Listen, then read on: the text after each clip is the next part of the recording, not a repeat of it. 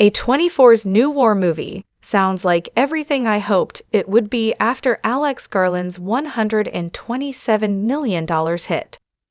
Warfare, A24's upcoming gritty exploration of modern combat by Alex Garland and Ray Mendoza, looks like the perfect follow-up to Garland's last hit. Starring an ensemble cast of some of Hollywood's most talented up-and-coming stars, Warfare is a collaboration between Garland and Ray Mendoza, a former Navy SEAL whose real-world combat experiences serve as the inspiration for the war action movie. Mendoza and Garland actually worked together on Garland's last film, for which Mendoza was the military supervisor. That movie, the 2024 dystopian thriller Civil War, was just the latest in a long line of critically acclaimed movies from the talented writer/director. Warfare's early Rotten Tomatoes score has already surpassed its predecessor. And while that number will certainly change as more critics see the movie, the first reactions certainly make it seem as though it will fall in line with the rest of Garland's celebrated filmography. For those who appreciated the raw, unfiltered violence and cold, but necessary message of civil war, Warfare should be a powerful experience. Critics who have registered reviews already for Warfare have praised its authenticity almost universally. Between Mendoza's real-world experience and Garland's unparalleled filmmaking skills, the duo seem to have created one of, if not the most accurate, depictions of the emotional and mental strain of modern combat.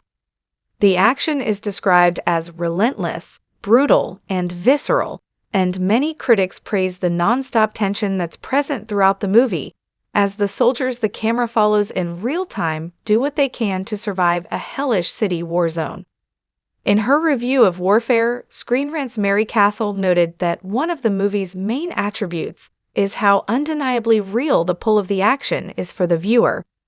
Framing the movie as if it's happening in real time creates a unique, immersive quality to the events and ratchets up the intensity for the viewer. If there's one thing that can't be denied about Warfare, it's that it's immersive, and there's no escape from the onslaught of sound, gore, and anxiety that pervade the film. The authenticity and honesty of the movie is also a common point of praise. While there is no overt anti-war messaging, the experience depicted in Warfare should have that natural effect on moviegoers. The movie strips away the political and philosophical questions during its runtime to shine a light on the oft-forgotten reality of modern soldiers. As Mendoza himself noted in Empire magazine, if you watch that and you're like, yeah, war is awesome, then there's probably something wrong with you. This is what war looks like. The dystopian America portrayed in Civil War focused not on the political origins of the conflict, but the real, everyday experiences of the people who fight it. Seen from the perspective of war journalists, Civil War showcases the terror and anxiety of combat in a few key sequences, although it's not the movie's central purpose. Warfare, on the other hand, does that for the entire movie, truly immersing the viewer in the reality of a battle where the only goal is the survival of yourself and your comrades. As of this writing, Warfare has a Rotten Tomatoes tomatometer score of 94%, with 34 verified critic reviews submitted. While that's not an indication of every critic praising it as near perfect, it is an indication that nearly all critics have given the movie a positive review as opposed to a negative one. Nearly a year after its release, Civil War boasts a tomatometer score of 81%, while its audience-based popcornmeter score sits at a much lower 69%.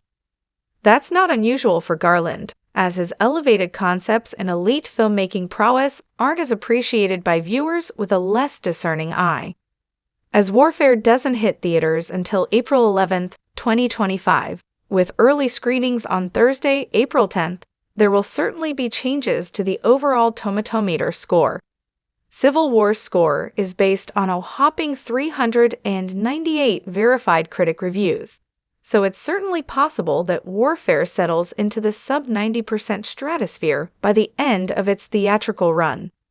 However, with such an overwhelmingly positive head start on a decent sample size, Warfare seems destined to land among Garland's most lauded directorial excursions.